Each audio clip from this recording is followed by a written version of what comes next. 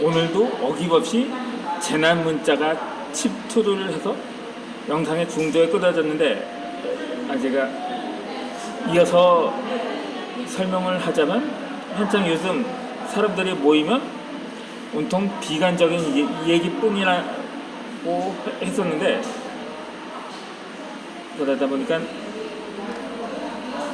보니 더욱 남을 탓하는 풍조도 더욱 만연해지게 된 거죠. 그렇게 오늘 또 도쿄올림픽을 강행하다가 또 확진자가 발생을 하다 보면 당연히 일본은 중국 탓을 할 것이 불보듯 뻔할 것입니다. 원인 제공이 중국이었기 때문에 뭐 그럴 수도 있겠습니다만, 그런데 이 코로나 장기화로 인해 그나마 긍정적인 면이 없진 않거든요. 오랫동안 집콕 생활을 하다 보니까 오히려 가족 간의 유대 관계가 더욱 두터워졌다고 합니다. 라고 하기에 오히려 시대에 역행한 것이라고 비판을 할 수가 있을 것입니다. 왜냐하면 오히려 이로 인해서 가정폭력 횟수도 더 증가했다고 하더라고요. 특히 아동학대라든가 노인 학대도 이전보다 배로 증가를 했다는데, 이전에 고유정 사건도 그렇고, 가방 9살짜리를 가방 안에 넣고 살해 유기한 계모라고 들었거든요. 그런 사건이 계모는 외에도 친모모에 의해서 학대를 받는 사례도 많다고 합니다. 그러다 보니까는 또 불가피하게 신체 접촉이 되는 사례도 많다 보니까 서로 성추행했다 뭐라고 해서 말들이 많다 보니까 결국 남녀 간의 갈등이 심화된 것도 사실이거든요. 긍정적인 면이 있다고? 아무리 눈을 씻고 찾아봐도 없다. 어떻게 보면 긍정적인 수도 있는데, 그것이 결국 부정적인 상황으로 또 나타나고 있지 않냐고 그렇게 평가하는 사람들도 있거든요. 그렇게 아무튼 간에 나 역시 힘든 시간이 많았습니다.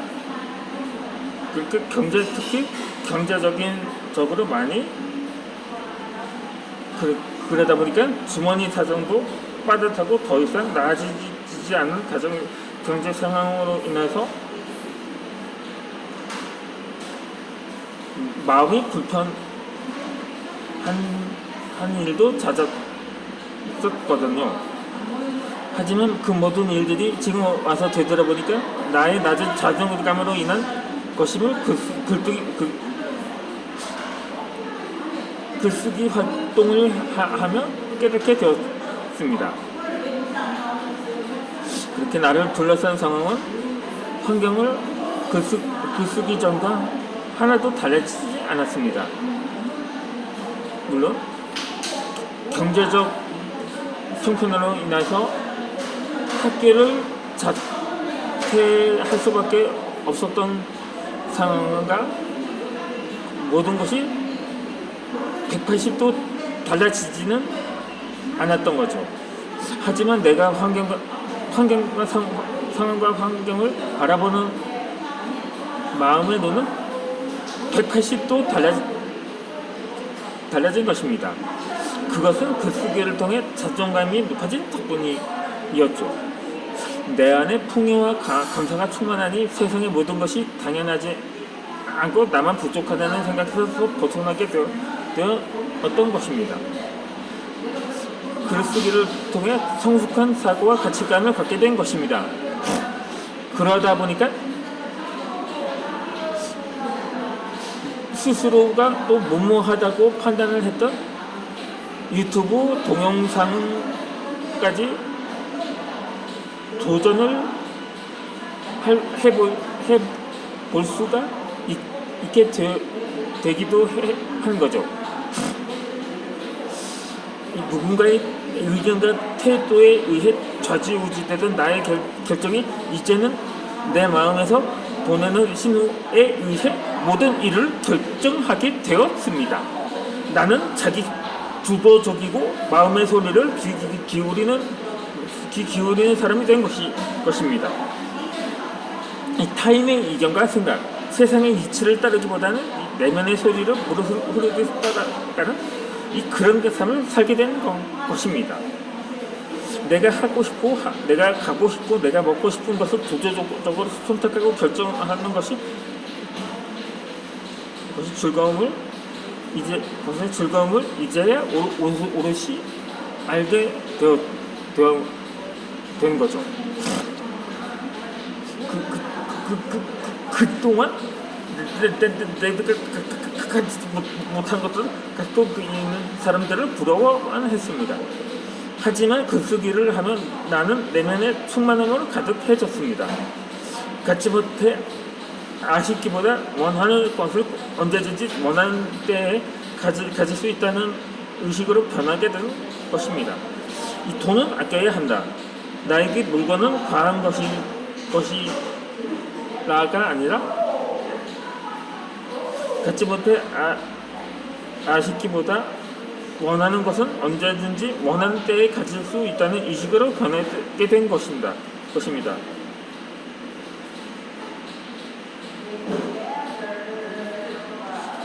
그렇게 생각하니까는 아직 소유하지는 않았지만 마음만은 풍족합니다. 생각과 의식의 차이가 만들어낸 궁극적인 결과입니다. 그러니까 제가 크루즈선 타고 심포니호를 타고 세계 일주를 해보겠다는 그렇게 굳건한 마음을 가지고 당장은 아니더라도 언젠가는 그럴 수 있는 날이 오리라고 믿습니다. 아무튼 글쓰기는 세상의 나의 모습을 온전히 드러내는 일입니다.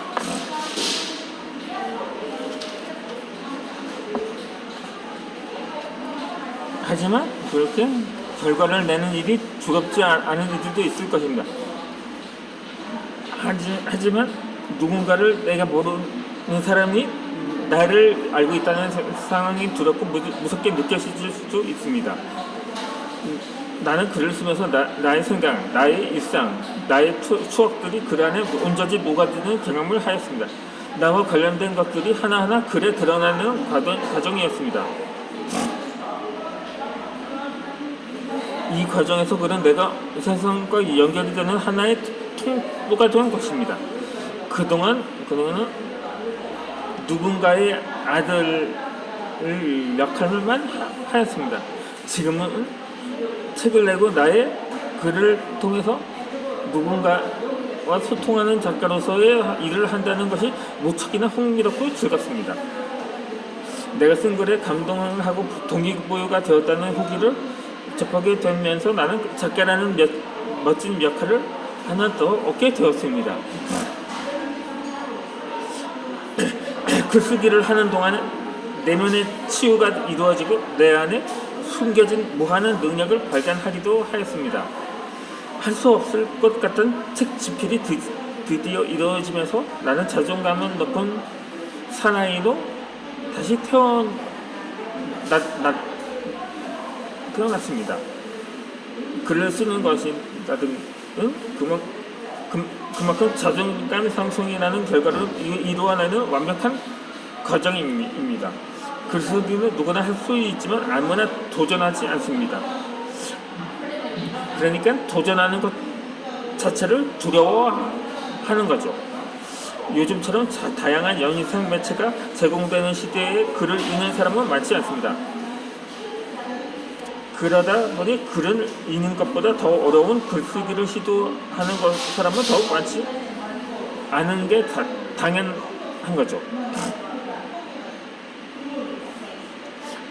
그래서 저도 그 유튜브 동영상을 올리는 계기가 그러한 이유라기보다는 홍보 차원이었던 거죠.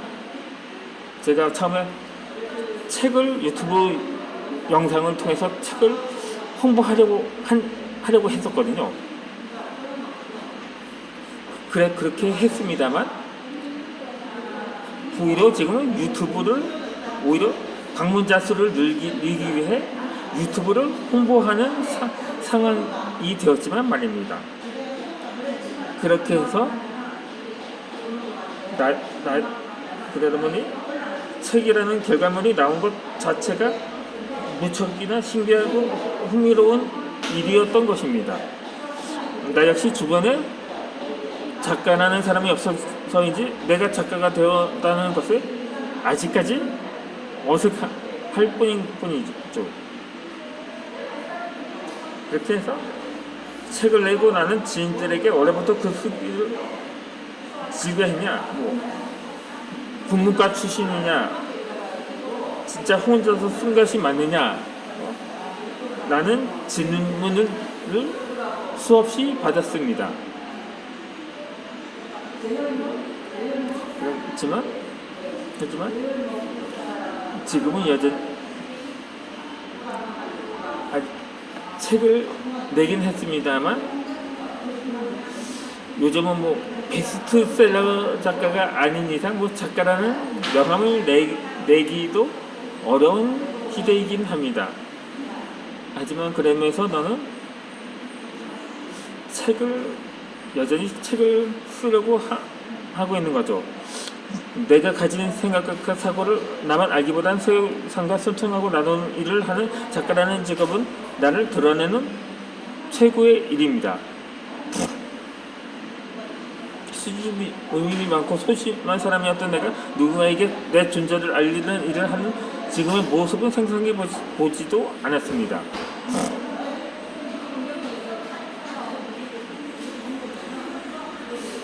가시적인 성장만이 아니라 보이지 않는 내면의 성장이 함께 이루어지고 있는 중입니다.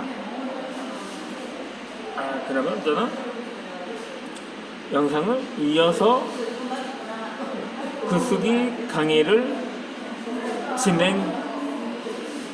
진행하도록 하겠습니다.